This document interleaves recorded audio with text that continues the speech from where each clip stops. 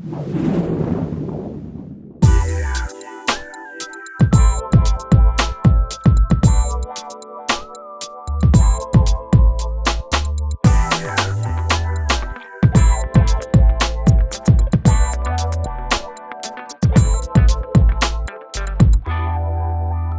everybody.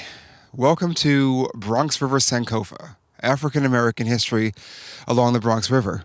I'm asked often, what is the Sankofa, and who are you and why are you doing this? So I'll answer all three questions. My name is Morgan Powell. I am a 37-year-old African American landscape designer who lives in the Bronx. I studied marketing and business management before I got involved with horticulture. I've been in the trade for about 10 years, but I've been in parks advocacy for much longer. I first got involved with parks in an active way shortly after high school. I graduated from Christopher Columbus High School in 1992. I shortly thereafter joined a program on which the National AmeriCorps program is based. It was called the City Volunteer Corps, which existed for many, many years through to the Giuliani administration when it got axed. And that program allowed young people, very often young people at risk in the parlance of social scientists, and that is those of us who just did not know what we wanted to do with our lives once we got out of high school. So this program existed whereby young, mostly working class, lower middle class New Yorkers, mostly people of color, but some ethnic Caucasians as well, got involved, and we did 1 year of public service doing human service projects with senior citizens, people with various disorders, whether it was multiple sclerosis, handicapped individuals, also working with youth. And the other side of it was working in parks. And that was, as far as I know, parks under the management of New York City Parks and Recreation. So for 1 year, we fixed up parks, we raked, we weeded, we planted, we watered, we cleaned when we were in parks. And it really was an eye-opener because I had a fairly provincial childhood. I'm from a family that kind of raised me in a very risk-averse way, so that even though I lived by Bronx Park, which is one of the biggest parks in the Bronx, I really almost never went into the parks of Bronx Park outside of the Bronx Zoo and the New York Botanical Garden. So I didn't have a great understanding or personal history with parks in general outside of Central Park and Orchard Beach. So the experience of going to literally all five boroughs and working in parks in each of the five boroughs, seeing how extensive the system was and how beautiful so many of the parks were, and having a great time, I was inspired, and I stuck with it in a peripheral way. I certainly was more aware of parks thereafter, because once you've cleaned up behind other people, you will never litter again. And that's one of the things that is fairly universal among people who get involved in various programs to improve parks. The one thing that stays with almost everyone is, I will never litter again in a park. And I certainly will never tolerate it by friends and family, because once you've picked up behind other people, you realize it doesn't go away on its own. So that's part of the biography. More recently, when I transitioned from studying business management and marketing, first at New York Tech, and then at Bronx Community College, and finally at Marymount Manhattan College, and recognizing that I was very humanities oriented. I really wasn't the managerial type per se, although I greatly appreciate having studied economics and accounting. Those things have served me well, and I certainly have a broader appreciation of the world once you see it through the perspective of what does stuff cost to maintain, to build. So that was clearly a blessing. However, I definitely didn't want to work for corporate America. I didn't want to get some middle-level management job and be behind a desk. And I had to figure out what was I going to do with my life, because it just wasn't feeling right staying on that management track. So after having invested about 4 to 5 years of my life part-time as a student, I decided I really need to reconnect with my inherent gifts, What am I good at? What do I want to share with the world? And that's when I discovered horticulture. So I did a horticultural internship here at the New York Botanical Garden from 2001 to 2002. And I came out of the program with several letters of recommendation, having been reviewed very well by my supervisors. However, I just didn't have the confidence to go out into the large established landscape design and installation companies and apply for a job. So I opened up my phone book and I had quite a few contacts in publishing because just before I entered my horticultural internship, I had been the art director of the Harlem Book Fair. And so I met quite a few people who were in publishing, upper income people, many of whom owned their own homes. And quite a few of those people had recently purchased townhouses in Harlem. So they were a ready market for my services. And certainly I had great rapport with these people. And they became my first clients. So I worked for myself for about a year. And then when I saturated that market, I recognized that I had to find a job. And so I mostly gave up working for myself and found various jobs, eventually winding up as park manager of Stuyvesant Cove Park, which is the only plant, even today, planted exclusively with native plants.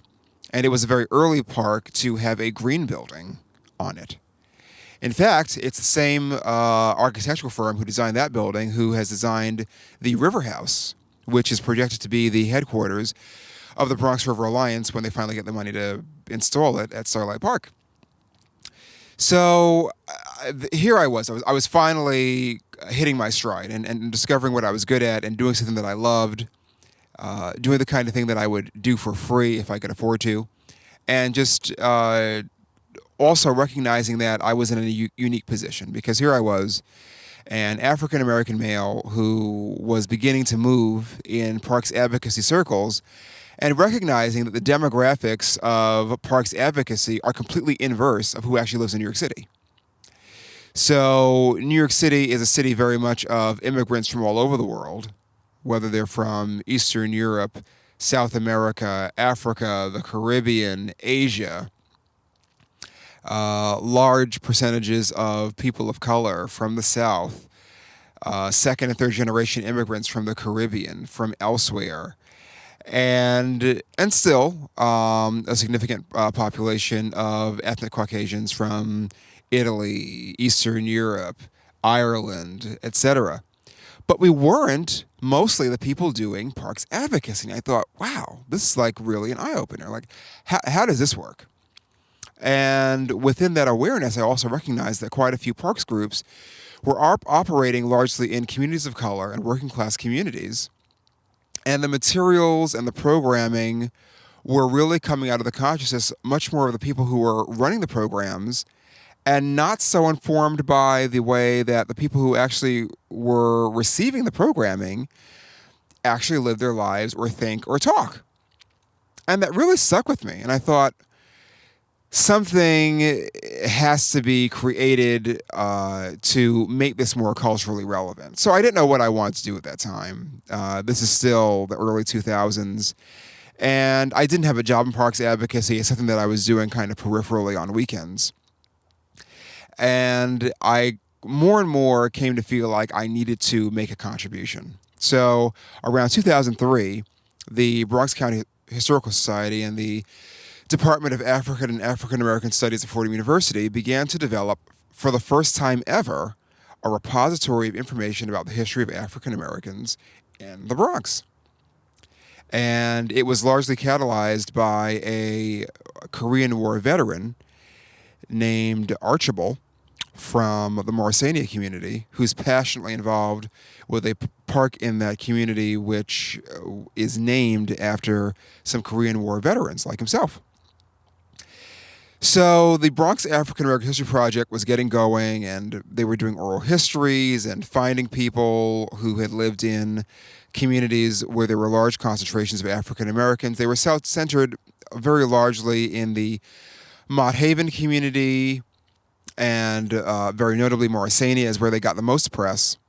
and to a lesser extent, Wakefield and Williamsbridge. So they were doing these oral histories and getting people on the page because the oral histories were transcribed in most cases. Some of them are available today online. Others, in more extended form, are printed and are in the archives of the Bronx County Historical Society and in the main library of Fordham University at Rose Hill.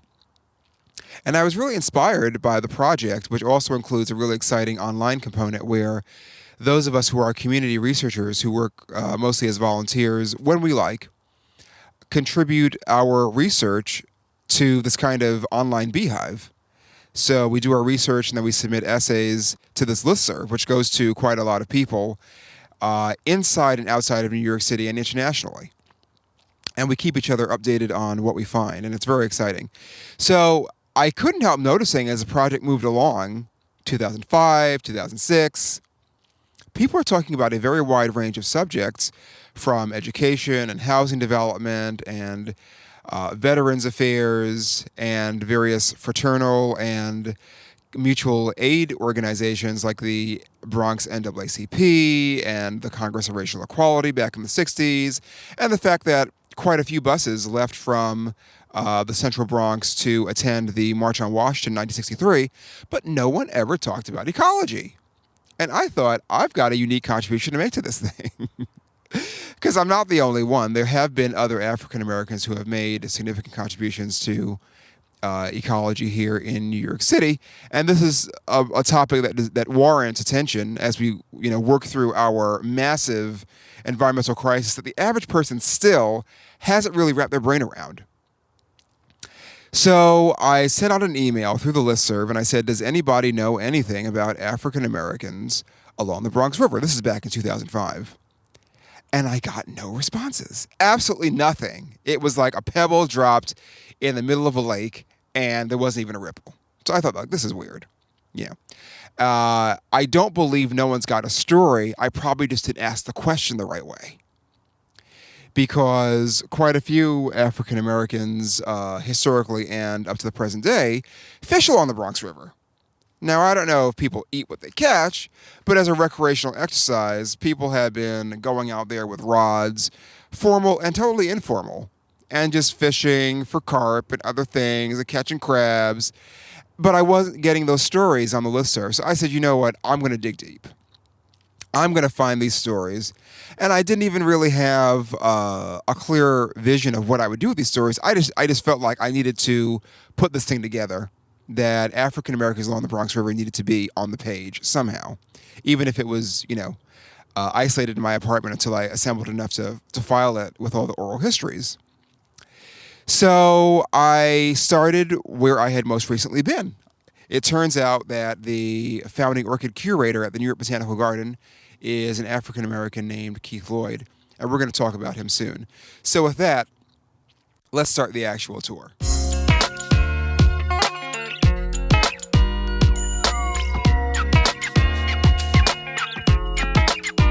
So the tour actually starts on Colden Avenue and the intersection of Allerton Avenue. And the reason it starts there is because Colden Avenue is named for a former mayor of New York City, the grandson of Cadwallader Colden, who was a slaveholder and quite a defender of slavery in colonial New York. Cadwallader Colden was a lieutenant governor of New York State during the British colonial period, and he wrote that basically what a lament it was that Africans were in New York City, but we have to have them here because the cost of hired labor is so exorbitant that we're just going to have to keep slavery around because that's the only way we're going to be able to run the place. It is a historical fact that African Americans were first brought to New York City, which, let's remember, at that time in the colonial period was just Manhattan, as the first municipal labor force. And they basically cleared land, they built the foundations of buildings, and they also literally built Wall Street, which was a palisade to protect the European colonists from the Native Americans who were starting to get clued into the fact that the Europeans were kind of here to stay and they weren't really here to share the land with the Native Americans. They were here to claim it for themselves because they had a whole different perspective on what property meant. Native Americans didn't own land. They saw themselves as part of nature, and they created no pollution.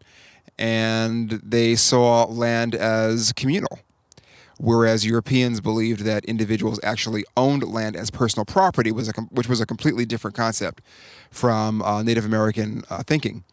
So, as the tensions of these two cultures living side by side became untenable for the Europeans, they erected this wall, which was Wall Street, which was built by Africans, and that's one of the early projects that the Africans who were brought here worked on. It's also the case that Africans built the first piping for the public water supply, and so much else. So, the Cadwallader Colden from Scotland, by way of Ireland, was an administrator of the British colony during that period.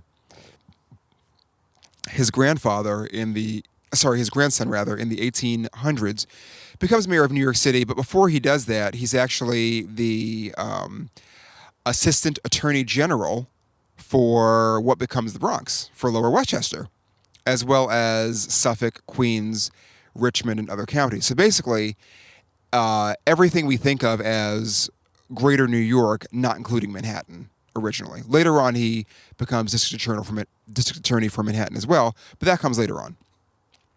So shortly after this earlier period where he's assistant district attorney, he gains membership around 1812 to something called the New York Manumission Society, which is a group of New Yorkers, largely Quakers, and quite frankly, quite a few of them slaveholders, who recognize that slavery is not sustainable morally. And they're very ambivalent about the end of slavery because, remember, these people are depending on enslaved labor to run everything. This is the world before mechanization and industrialization. So everything that we take for granted now that comes in packages was done by hand. You didn't buy butter in the supermarket because there were no supermarkets. You churned the butter locally, or if you were very wealthy, you might have had a concession that would bring it to the house. But all of this stuff was done by hand. It took a lot of people to run the British colony, and then eventually, once America became independent through the American Revolutionary War, to run the United States of America. So that labor has to come from somewhere, and the only available source of labor, because not enough Europeans wanted to come here, was to steal people from Africa, who for various historical reasons were available. We could talk about that in another address. But for our purposes here, Cadwallader Colden had this grandson who became mayor after he had been an active member of the New York Manumission Society. So that's why we're starting the tour here at Colden Avenue. And we're just going to take a walk along Allerton Avenue to the west, looking toward the train tracks of the 2 line, which is officially called the White Plains Line, but that's where the 2 train runs. And we're going to stop at the intersection of Boston Road and Allerton Avenue, where there is a White Castle. So here we are at the intersection of Boston Road and Allerton Avenue, and this is where we really want to set up the tour, because this is where those people who went on the historic first ever Bronx River Sankofa African American History Along the Bronx River tour on Saturday, March 12th, 2011 began. And we just want to be inspired by the words of a man who may not have had a direct relationship with the Bronx River, but who went to a school, DeWitt Clinton, where contemporary students regularly canoe the Bronx River, volunteer on the Bronx River, and it would be useful for them to know that one of their forebears, James Baldwin of Harlem, who went to that school in the Bronx, had a lot to say about African Americans living in the Bronx, but also about history in general. And I'll give you those sentiments. So we have, through director Lonnie Branch of the African American Museum of History, which is the Smithsonian Institution in Washington, D.C., whose building should be built in the next few years, a quote from James Baldwin. And through Lonnie Branch, we hear Baldwin's voice, who said, "History does not refer merely or even principally to the past. On the contrary, the great force of history comes from the fact that we carry it within us, that we are unconsciously controlled by it, and that history is literally present in everything we do." So we're standing here by the White Castle restaurant and recognizing that quite a few things led up to civil rights demonstrations right here in 1963. African nationalism and Afrocentric sensibilities were really gaining currency and mass awareness during that time. And you see in some of the still photography that you're going to see throughout this tour, there's a beautiful image of everyone clapping around me. And we're clapping because there's a kind of historical drumbeat that is occurring. And that drumbeat is manifold. It's African independence, starting with Ghana in the 1950s, which begins the major thrust of sub-Saharan African national independence. But after Ghana, you have Guinea, Cameroon, Senegal, Togo, Mali, Madagascar, Congo, Gabon, Nigeria, Chad, Cote d'Ivoire, Sierra Leone, Tanzania, Burundi, Rwanda, Algeria, Uganda, and Kenya in 1963. Around that time, beginning 1962, you also have independence happening from the British colonial powers in the Caribbean, beginning with Jamaica, and followed by Trinidad and Tobago. In America, during 1963, if you ever think back on images of youth being hosed down for demanding their rights in a peaceful way, that's Birmingham, Alabama in 1963. And that's happening just about the same time as the Congress of Racial Equality demonstrations at White Castle restaurants throughout the region, including right here on Boston Road and Allerton Avenue. As well, demonstrations are happening by the Congress of Racial Equality, who we'll call from now on CORE, in the Soundview, Castle Hill area, where there was and is still a White Castle. And the assertion that we find from CORE, which is recorded in the pages of the New York Times of the period, is that there were over 100 employees of White Castle within the Bronx. However, of those, the only positions African Americans held was as porters.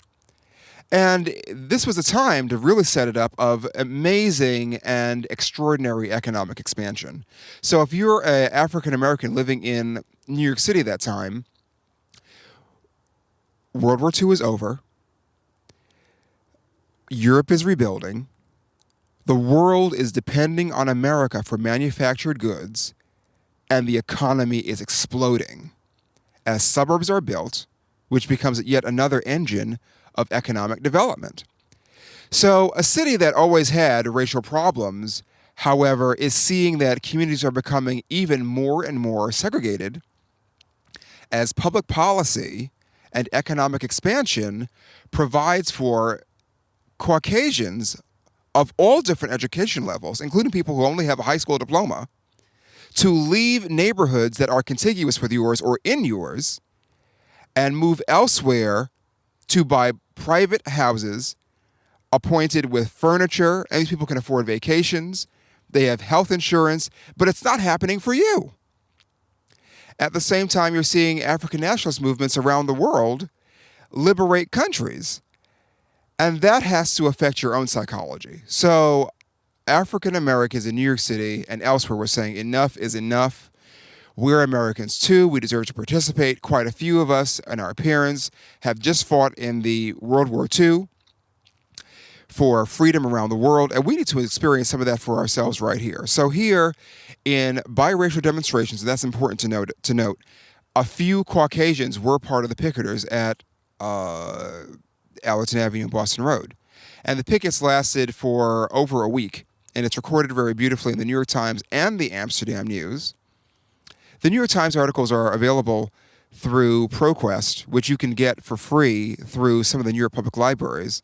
And the Amsterdam News archives are available on microfilm at the Schomburg Center for Research in Black Culture on 135th Street and Malcolm X Boulevard, which is right above the 135th Street train station on the 2 train line.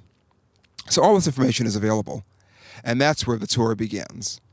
Our next stop is going to be our first crossing at Barnes Avenue and Allerton, and you'll see a still picture of that. All right. So here we are. Um, we're just past the intersection of Barnes and Allerton Avenue, and we are now at Junior High School 135, right off of Boston Road and Wallace. And that's where Kasim Daoud Dean, born 1978, now known as Swizz Beatz, went to junior high school in the former Junior High School 135, which is now broken up into different academies.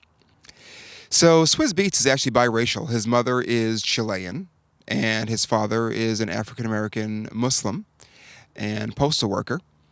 And Swizz Beatz didn't spend a whole lot of time with his father growing up because his parents were separated. However, his father's brothers, Swizz Beatz's uncles, were extremely instrumental at helping him get into music in a professional way because Swizz Beatz had been rhyming and was into hip hop as a kid, but he didn't really develop his talent until he went to Atlanta after he was forced to leave Truman High School for getting into a lot of mischief. So his uncles in Atlanta really nurtured him, and they were professional musicians. They had equipment, and they really gave him an opportunity to hone his skills. Swizz Beatz later came into prominence in the hip-hop community through his friendship and public persona with DMX, who's also a local from Yonkers and Mount Vernon. And Swizz Beatz, at the time of the tour, that is the academic year at NYU 2010 to 2011, was producer in residence, which is the same year, 2011, when he won his first Grammy. And that was for his duo with Jay-Z. So we're now going to move on to our next stop on the tour. Along Boston Road, we're going to make a turn along Walgreens at Waring Avenue.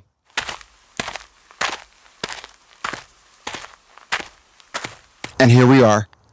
Here you are seeing a procession of beautiful people of all ethnicities.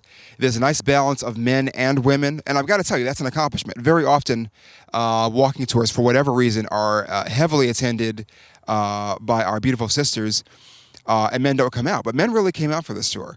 There was a nice balance of men and women. There were elementary school kids. There were high school youth.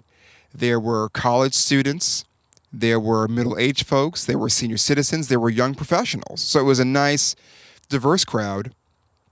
It was mostly African-American, with a mix of people who'd spoke to me during the tour who represented themselves as Southern or Caribbean. However, there were quite a few Latinos. There were our European-American brothers, and even an Asian lady. So we turned out a lot of people, a total of over 120, according to a photographer with a major Bronx newspaper, which was confirmed at the end point. That is, people who made the whole tour as 107 persons by a Fordham University student. And you're seeing a lot of these people in this shot as we make the turn from Boston Road onto Waring Avenue as we circle Walgreens. We're on our way to the street where PS 96 is. And here we are. We are parallel to PS 96 along Waring Avenue. We're standing between Barker and Olinville. And we're celebrating a lot here. We are looking to the east and looking to the west. We're looking to the east because that's where the White Plains line is of the IRT. Most of us know that as the number 2 train line. And the New York City subways are a marvel of engineering, including a contribution by an electrical engineer named Granville T. Woods, who was a contemporary of Lewis Latimer, who's a lot better known here in New York City. And of course, we know Lewis Latimer as the developer of the filament, the carbon filament for our light bulbs, a technology that was widely adopted by Thomas Edison and gave us inexpensive, reliable lighting for our homes early in the 20th century. So his contemporary, Granville T. Woods, was from the Midwest. However, he spent most of his career here in New York City. He lived right by Central Park at about 109th Street, and he had his studio in Coney Island, Brooklyn, believe it or not. However, his development of the third rail made the conduction of electricity very reliable and safe, and that is a technology that we are using even today for the trains that we enjoy. And it's significant because the Bronx only urbanizes in the 20th century in the wake of mass transit improvement. That is, before the Third Avenue subway, which was taken down in the 1970s, there were only a few dozens of thousands of people living in the Bronx. The Bronx was basically a suburban residence for a lot of elite New Yorkers who had the opportunity to get away from the congestion and the noise of Manhattan, where they did their business and made their money, and a place for farmers and fishermen and other people who earn their livelihood in those ways. And there were also a number of craftspeople here, but not a community of a whole lot of people. So the Third Avenue Rail comes through, and that helps to urbanize the Bronx after the primary artery which really makes the Bronx a place where people begin to look at for residential development and industrial development. And that was the New York and Harlem Railroad, which came through in 1840 at about the same time that Fordham, what became Fordham College, was established.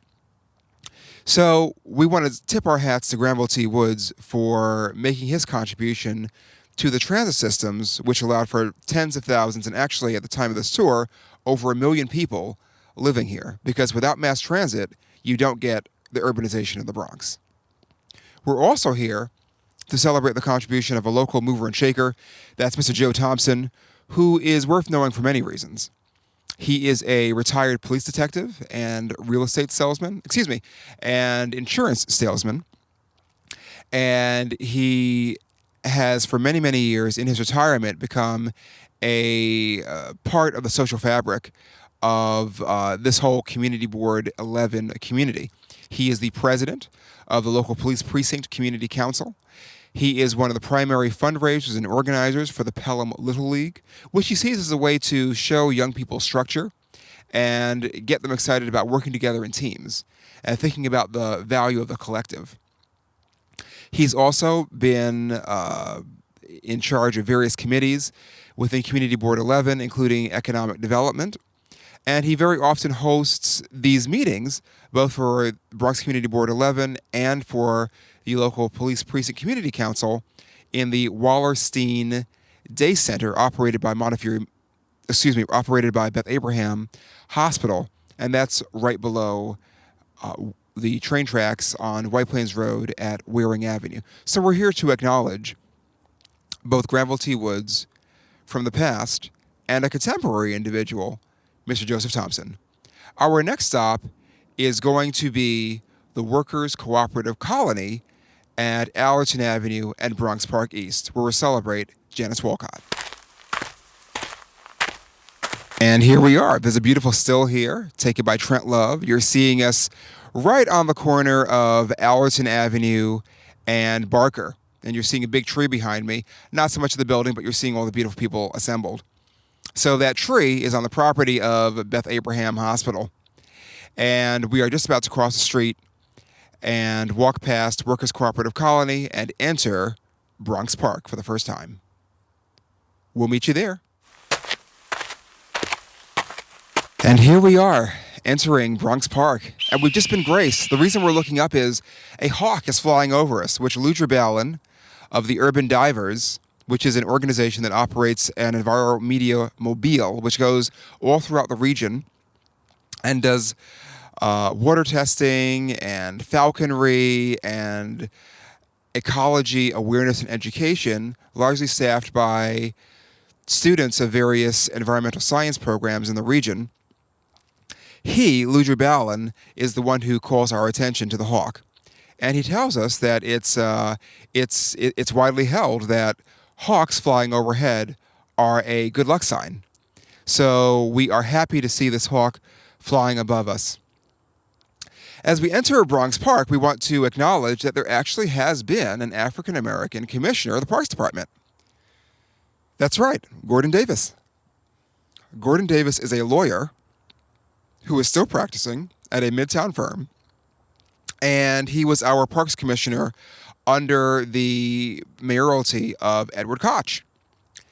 And during that time, he initiated the Urban Park Rangers program, which is staff within the Parks Department that both provides security and safety. However, they also provide education and programming. So every month of the year, Urban Park Rangers are in parks in all 5 boroughs, and they are showing people of all ages the trees, the birds, the other animals, the general ecology. Some of these programs are during the day, during the night. There are even sleepovers in some of the bigger parks throughout the network. And that program was created by a black man under Edward Koch, and he's still very much in the community and very much respected. He's directly related in so many ways to the Bronx River, but here are some of the more significant ways.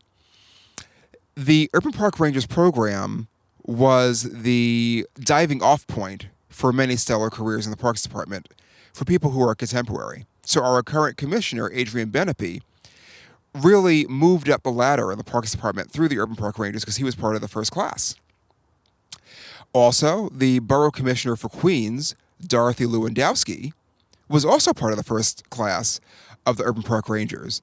And significantly, part of the program initially was to train people in Pelham Bay Park. So there are many Bronx connections. Dorothy Lewandowski, in fact, was, for a time, Bronx Borough Commissioner for Parks before she moved to the Queens position. Additionally, many people don't know that one of the line items in the annual operating budget of the Parks Department, with just a few exceptions, is other than personnel support for the various botanical gardens. So that means that while Gordon Davis was commissioner of the Parks Department, one of his line items was annual support for the New York Botanical Garden. And that happened at the time when the New York Botanical Garden was starting to reorient itself away from its traditional main entrance across from the Metro North Station, which is called Botanical Garden Stop, to the entrance on Southern Boulevard across from Fordham University. So during this period, a concrete berm, that is a structure which rises from the earth in a gradual slope and is continuously planted, allows us to walk underneath and into the New York Botanical Garden. And you'll notice the structure now because, again, it's the entrance to the New York Botanical Garden parallel to Fordham University at the end of the BX19 bus route. And you walk under the structure into the brand new entrance pavilion, which has the bookshop and the cafe and ticketing and memberships. That was all begun during this period. And actually, Commissioner Davis is recognized in the plaque that's on the concrete berm. So, moving right along, we are actually going to walk here within Bronx Park, skirting the northern edge of Southern Boulevard, called here Theodore Kazimierov Boulevard, on our way to French Charlie's Park House within Bronx Park. Let's go. And here we are. We are on the Bronx River. Woo! We're there. So I want everybody to look behind me. You see the Bronx River, and we are standing on what is often called the Schrader Bridge. This bridge was opened around 1905. That is, it was opened before the Bronx River Parkway, which was officially opened in 1925. However, there were people living up here. The New York Botanical Garden was already established here. And so the bridge was built. And behind us is the Bronx River. And here's where I'm going to explain the other part of the title of this tour, Sankofa. What does Sankofa mean? This is the Bronx River Sankofa Tour, African American History Along the Bronx River. And Sankofa comes from the Akan language in Ghana, and it means to go back and take.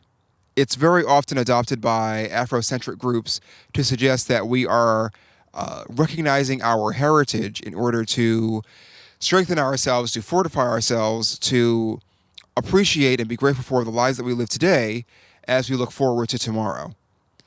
So this tour includes past, present, and future, because we're going to talk about some contemporary people of all ages as we enjoy our African American history along the Bronx River.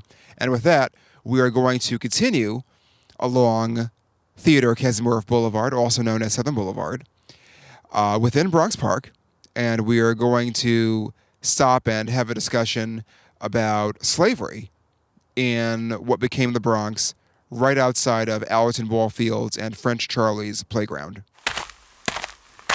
Welcome, everybody. So here we are standing in between the Allerton Ball Fields and French Charlie's playground within Bronx Park, and we're just several yards north of Theodore Kasimorov Boulevard, also known as Southern Boulevard.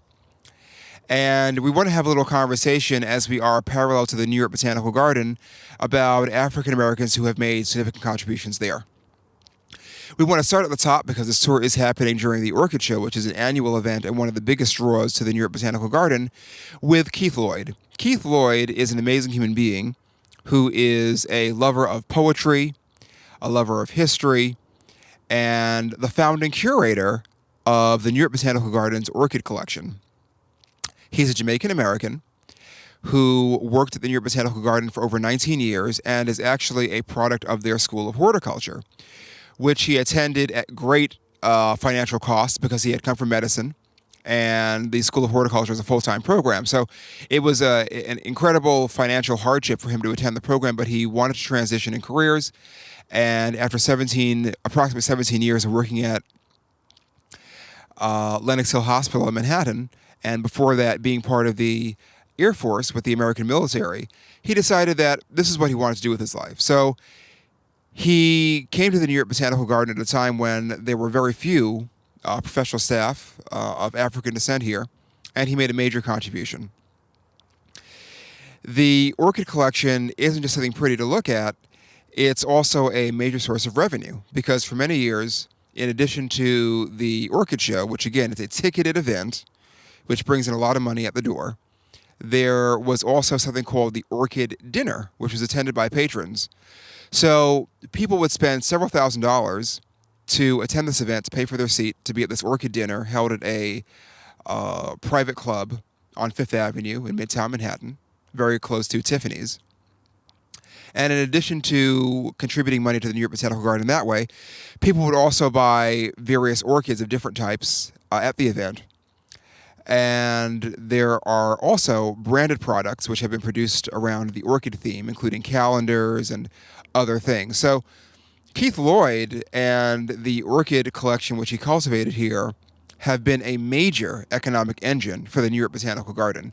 And his work is recorded very beautifully in the pages of the New York Times, which also has quite a few pictures of him in its reportage.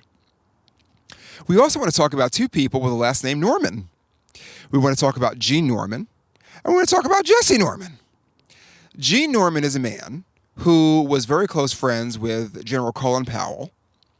And Colin Powell, in his autobiography, written in the 1990s, talks about Gene Norman and actually has a picture of him and talks about his career with the New York Landmarks Preservation Commission.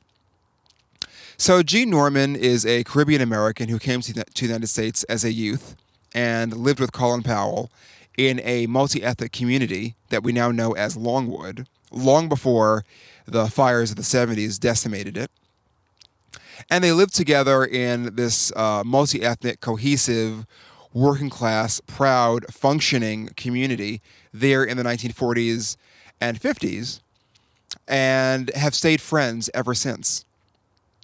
So Gene Norman was the first and only African-American commissioner of the New York Landmarks Commission, which is responsible for identifying and preserving, working with building owners and property managers of historic properties throughout all 5 boroughs of New York City.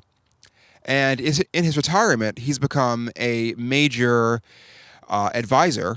distinguished advisor to the New York Botanical Garden because he lives here in the Bronx. He actually lives in the Fordham Hill Co-ops on Fordham Road, and he can see the dome of the Ina de Haupt Conservatory from his apartment.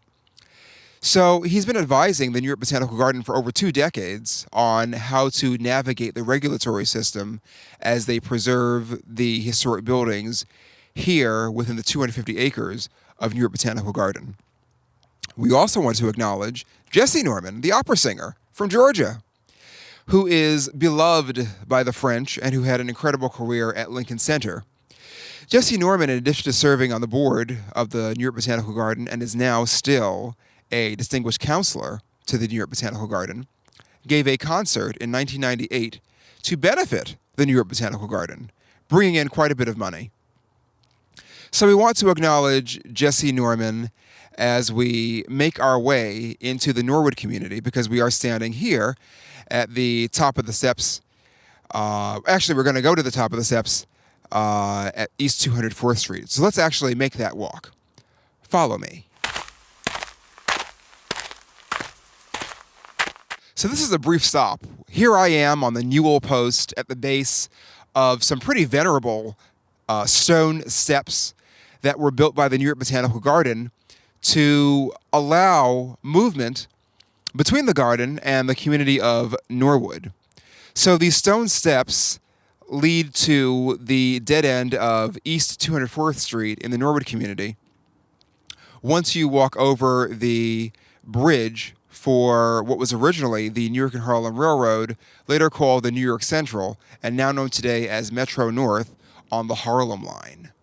Let's make our way up the steps and meet at the top of this observatory.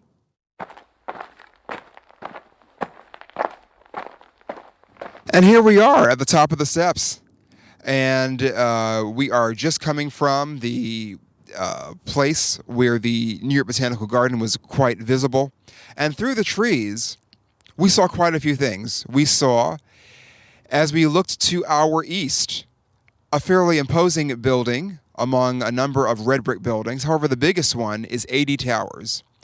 And 80 Towers is significant because there, people of all ethnicities live. However, quite a few African Americans and Afro-Caribbeans live there and are largely private business owners and civil servants. And they banded together over quite a protracted period of time to combat the way Bronx Park became a kind of illegal zone, unfortunately, for all kinds of activity, which cannot be mentioned during this presentation. However, was totally out of control during the crack epidemic. And so through their activism, working together with the community board and local politicians and the Parks Department, they were able to assemble several $1,000s to renovate Rosewood Playground, which is now still a very beautiful playground, which is no longer host to all kinds of illegal activity and is a safe place for children to play. In the other direction, we saw the Pfizer plant laboratory, which was built by Sister Gonzalez. She is a Latina architect who is the designer for this laboratory, which is also an essential research facility for Columbia University's programs here at the New York Botanical Garden. And we'll see still images of this beautiful building that was opened between 2005 and 2006 right on the Bronx River. As we stand up here, we also want to make acknowledgement that we are standing within the former estate of Isaac Varian, who owned 500 acres of land, according to Lloyd Alton's book on the subject, The Valentine Varian House, Legacy of the American Revolution, which is available for purchase through the Bronx County Historical Society online and at their bookshop within the Valentine Varian House on Bainbridge Avenue. So slavery, let's talk about slavery in the Bronx.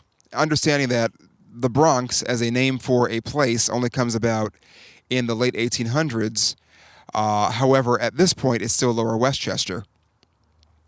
So this Bronx, we see in one of the still images beautifully shot by Trent Love, is depicted in a painting in a book that's being held up by one of the tour goers. This painting is from 1861 by Sanford Gifford, who is a major Hudson River School painter. His paintings are in the permanent collections of the Metropolitan Museum of Art and the National Academy, both on Fifth Avenue in Manhattan. So this picture shows you how rural the Bronx was, because again, the Bronx only urbanizes when mass transit makes that possible. So 1861 is only one generation after the Harlem and New York Railroad comes through, but it's before the Third Avenue elevated line comes in the late 1800s. So it's still fairly rural. And we are now, at the time of this taping and at the time of the tour, celebrating the 150th anniversary of the American Civil War, which is going to be explored in an exhibition within that Valentine Varian House that you're seeing images of, which is operated by the Bronx County Historical Society. So slavery existed in Lower Westchester, the pre-Bronx.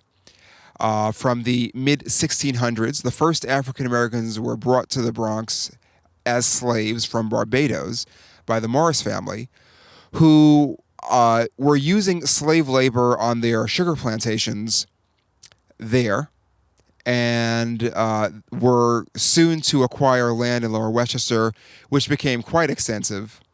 We're talking about several hundred acres, much larger than Bronx Park, mostly fronting on the Harlem River.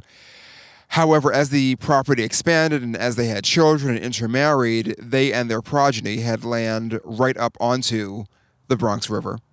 And there are quite a few data points that we want to go through to understand slavery in the Bronx. And the first is that slavery was totally legal up here as late as 1841. So slavery for New York State residents, okay, that is, if you were a Caucasian who owned a slave, if you could only do so through 1827. However, if you were an out-of-stater who was in New York State temporarily, it was actually legal to bring enslaved people into New York State and work seasonally through 1841, which means slavery was legal in the Bronx all the way up to only one generation before we fought the American Revolution, the American Civil War.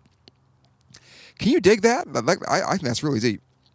Some other facts that are worth knowing are these. 1691, Lewis Morris, part of that Morris family from Barbados, held 60 slaves, according to the Slavery in New York show at the Historical Society of New York, right across from the American Museum of Natural History, which I'm sure everybody listening to this has been to.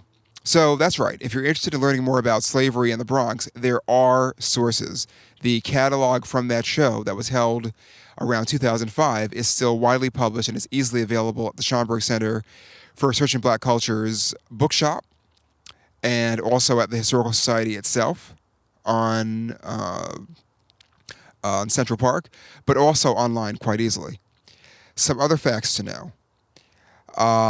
African Americans constituted about 15% of pre-Bronx residents and over 80% of Morrisania residents in the early 1800s, according to census tracts.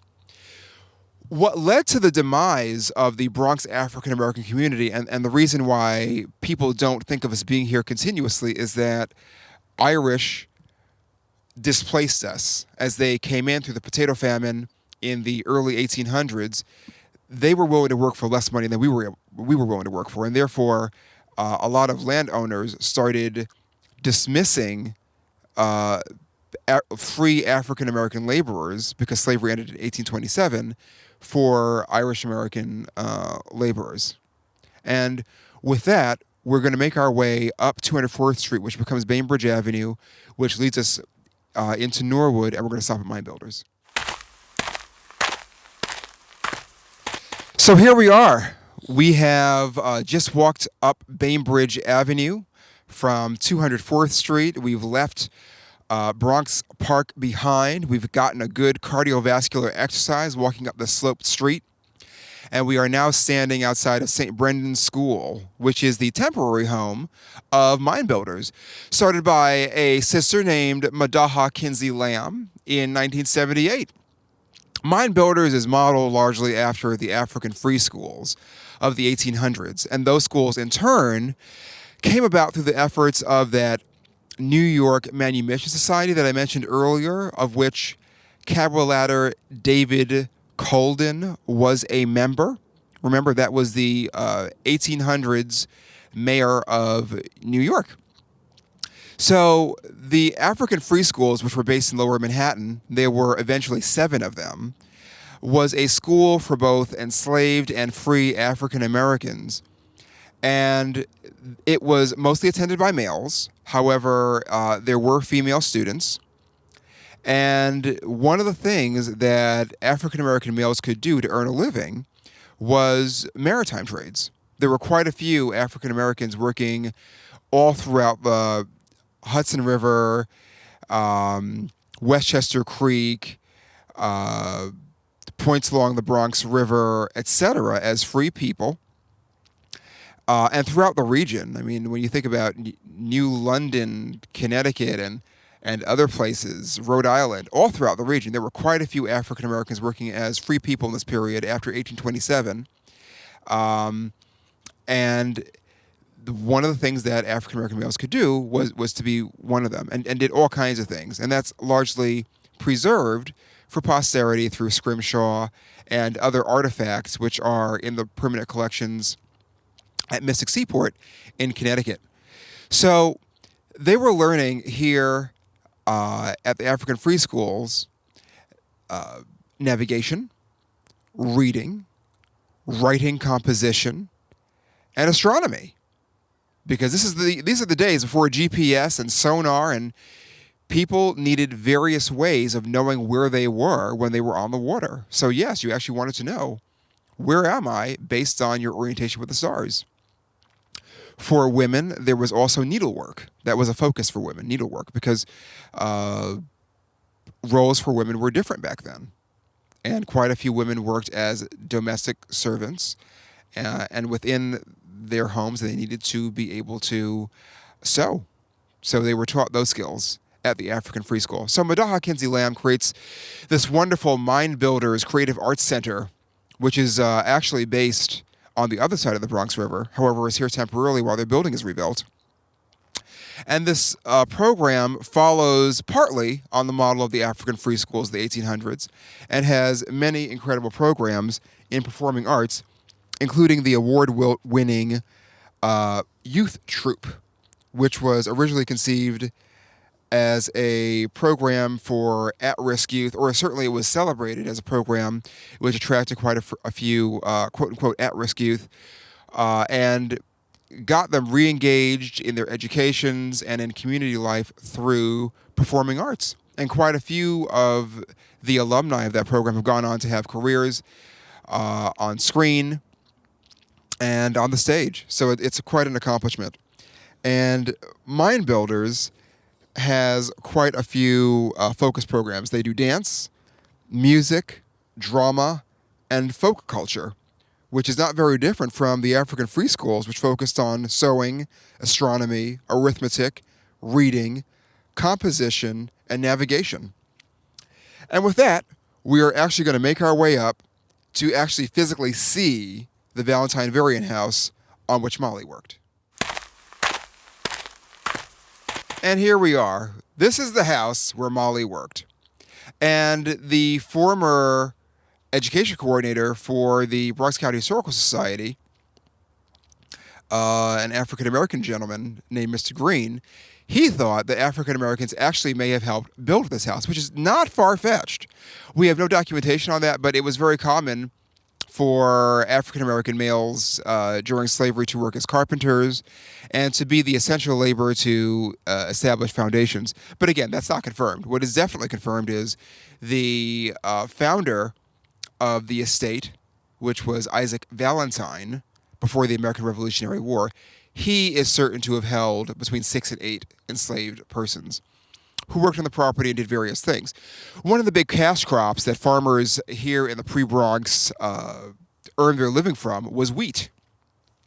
Wheat was huge. There was also rye.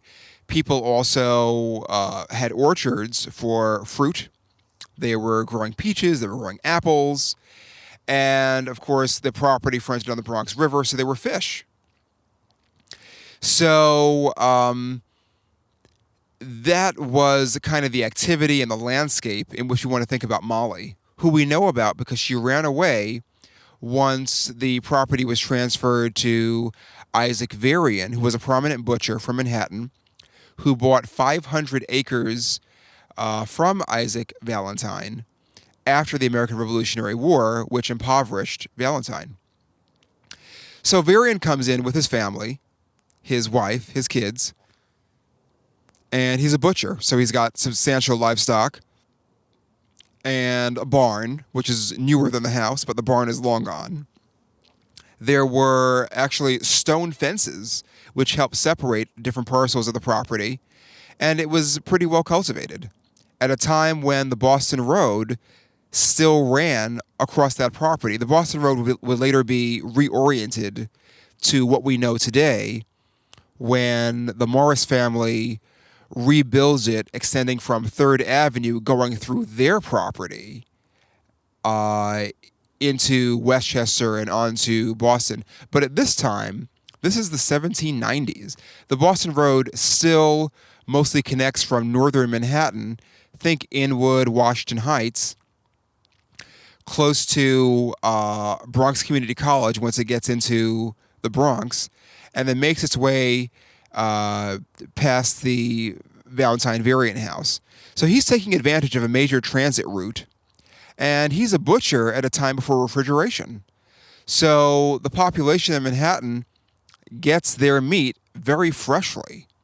And so a lot of the people who are cultivating livestock in Westchester literally run their livestock, their pigs, their cattle, their sheep, along the Boston Road to markets in Manhattan past Valentine Varian's house, and he's right on it. So he can sell his merchandise even easier.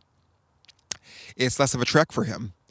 So he's there, and we know from, again, Lloyd Alton's Valentine Varian house book, which is available for sale through the Bronx County Historical Society, that he held at least 3 slaves, and one of them was Molly, who runs away in 1795, and we get her name because he actually posts an ad for her return.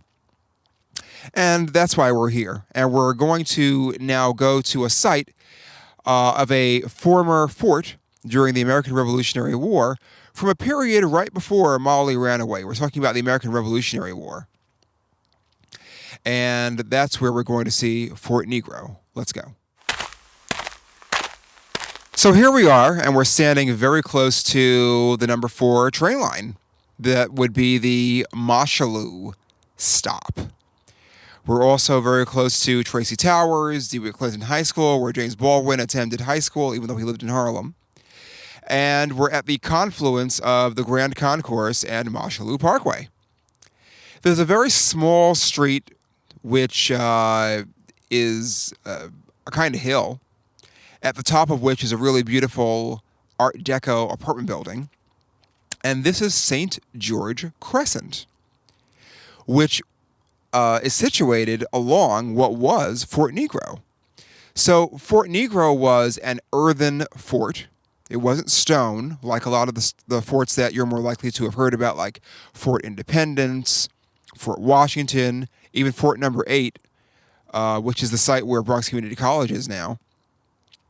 And according to John McNamara's History and Asphalt, a history of Bronx street names, Africans from Virginia were fighting on the side of the British Crown against the American rebels to keep America a colony because the British were offering a lot more than 40 acres. And they were offering freedom should the British prevail. And it all happened here at Fort Negro, at St. George's Crescent, right by the 4 train at Mosholu Parkway. And with that, we are going to go to our final stop on the tour, which is the Williamsbridge station of Metro North. We're in the home stretch. You've made the walk. We've come through Bronx Park. We've seen the Valentine Varian house, where Molly worked. We've seen Fort Negro. We're right outside of Bronx Park at Gun Hill Road and Webster Avenue. And we're right at the Train tracks that were laid in the 1840s for the Harlem and New York Railroad, later the New York Central, built by the Vanderbilt family, who were originating benefactors of the New York Botanical Garden. And this is where, in 1863, the Civil War got hot right here in your neighborhood. This is where the New York draft riots exploded. I want you to close your eyes and I want you to look to the north and look to the south. Let's start with the south. So we have from History Books on the Bronx by Scharf that the New York draft riots had consequences in Westchester. It is a fact that one of the mayors of New York at that time proposed that New York become an independent republic wherein New York City business could maintain its commercial relationships with the South because New York City was providing so much of the financing, the insurance, even the manufacturing for raw goods coming from the South. So slavery being ended was going to have enormous economic consequences for the economy of New York, and that was not lost on New York City business people and New York City politicians.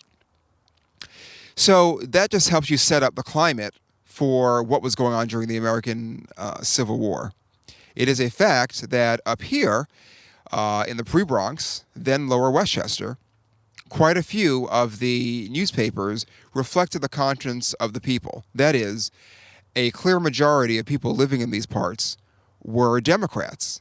And the Democratic Party then bore little relation to the Democratic Party of today in terms of its rhetoric and its focus and its discussion of the place of African Americans in American society. It is a fact that the thrust of the Democratic Party at this time, and this is preserved beautifully in Scharf's book on the history of the Bronx, that Democrats were advocating unity of all the states at any cost. That the Civil War wasn't worth fighting. That it was more important to preserve the Union. And that, in fact, some people, like one of the designers, or actually the inspiration for the design of the New York Botanical Garden, who was also one of the principal designers of Central Park, Frederick Law Olmsted, he felt that, in fact, slavery was much more of a moral burden on white people than African Americans. And this is all in print because he was hired by a newspaper to write on the subject. So this is all independently verifiable, and I hope that this spurs a lot of you to go to the libraries and pick up some books and learn about this on your own because it's in print. And Frederick Law Olmsted's principal objections to slavery were that it was an economic drag. He felt that the South had enormous agricultural productive capacity that was actually being stymied by a reliance on slave labor. He thought that slavery created a lot of waste, that the idea of having free labor corrupted the economics of the agricultural society and process, and that it actually made more economic sense to pay people to farm the land than to have people working for free. And he specifically said in his writings that no, America should not fight the Civil War. And in fact, felt that slavery was a moral burden on the white populace, that it was corrupting them. So this is the climate in which, in the 1860s, New Yorkers and people who are in the greater New York area are operating. And weekly, papers are pumping out editorials about how horrible it is that we're fighting the Civil War. And actually, they're bashing Lincoln. Lincoln was not popular. Abraham Lincoln was not popular in this part of the country throughout the duration of the Civil War. So within this context, quite a few of the poorer laborers of New York become very angry that Lincoln authorizes a draft and organizes a new agency within the federal government to orchestrate the conduction of the draft and organizing lists of people who will be made to fight the war. And this happens to the great consternation of quite a few working class New Yorkers because there was a clause that individuals could forego their participation in fighting the war. And at this point, we're talking about women because women are coming into battle within the armed forces today, but they were not in combat at all during the American Civil War, except as spies and other positions. And so wealthier, mostly patrician, WASP New Yorkers had the capital to buy their way out of fighting in the American Civil War. And who were they paying for? They were paying for other persons who didn't have the economic wherewithal to buy their way out to fight in their stead. And who was at the bottom of the white socioeconomic ladder?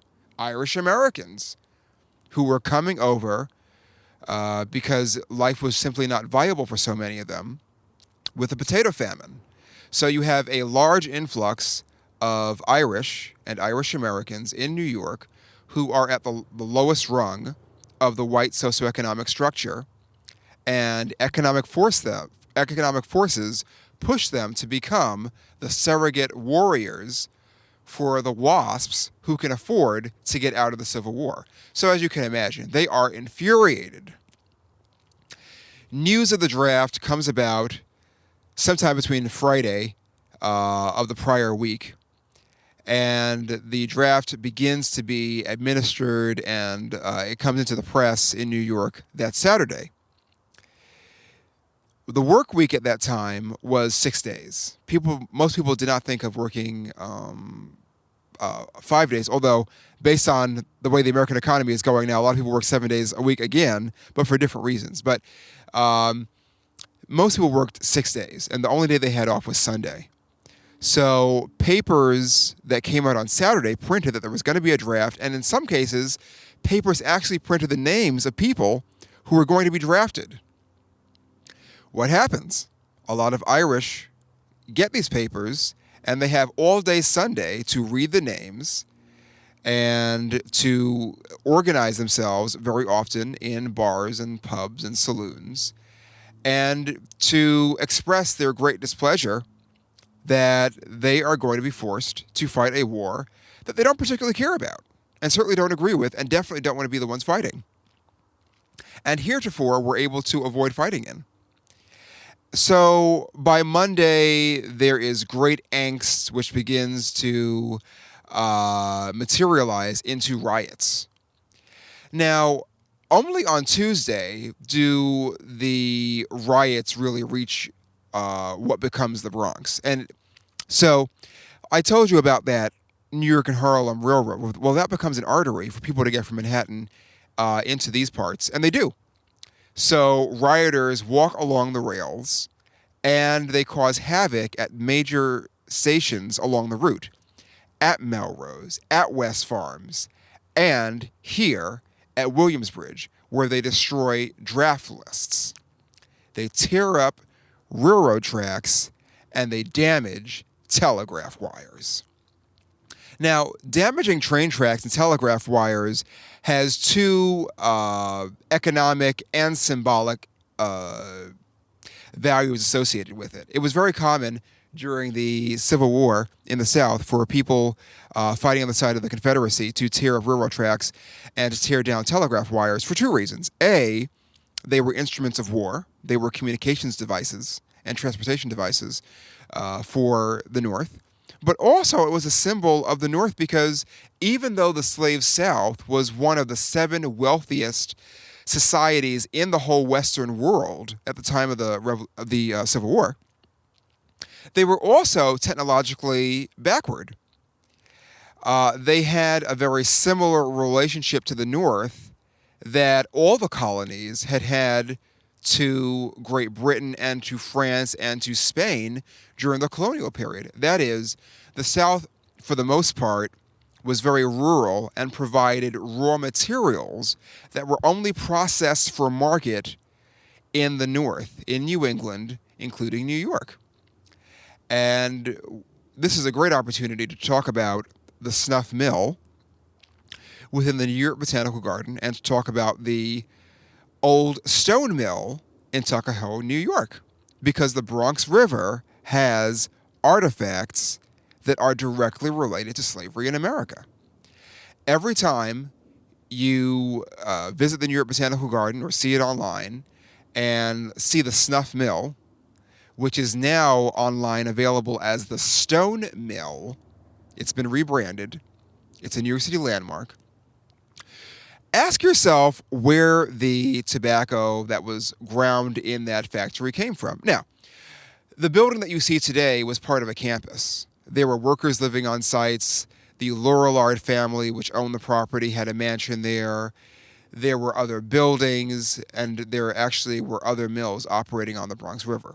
So the stone mill is just one piece of a whole campus and community, okay, that has now vanished, leaving us now with a really beautiful stone building. So now that you have that in your mind, just think about when this property was purchased and when that mill was active. So P. Lorillard, which was a person who was a kind of important early actor in tobacco, who made snuff, which was a kind of upper class habit of the 17 and 1800s, popular and sexy in the early days of the American Republic, first acquired this land in the late 1790s.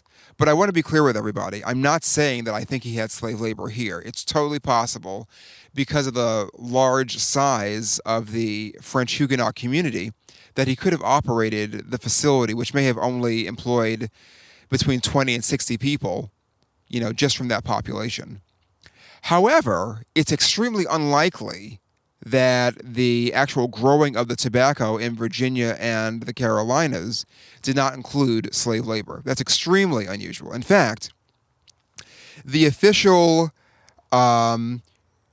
National Register of Historic Places application for the stone mill, originally called the Snuff Mill, reads, and this is a quote, "Early cultivation of tobacco paved the way for successful utilization of slave labor in every generation." So there's a connection, folks. There's a connection.